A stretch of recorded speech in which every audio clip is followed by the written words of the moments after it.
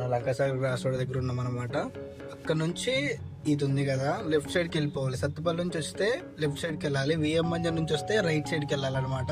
Lankasagar cross road దగ్గర మనం ఇక్కడ నుంచి వెళ్ళిపోయినట్లయితే ఇక్కడ నుంచి మనకు ఒక 6-7 కిలోమీటర్స్ ఉందండి.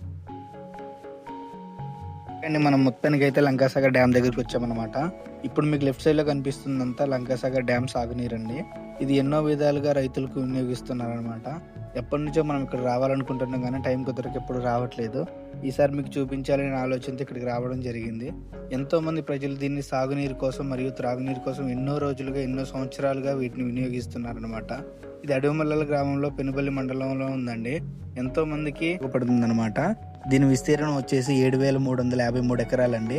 చాలా విధాలుగా చాలా రకాలుగా ఎంతో మంది ప్రేక్షకులు. మొత్తానికైతే ఇదండి వీడియో. ఇంకొక మంచి వీడియోతో మళ్ళీ కలుద్దాం. Until with signing off, travel with Thiru 111.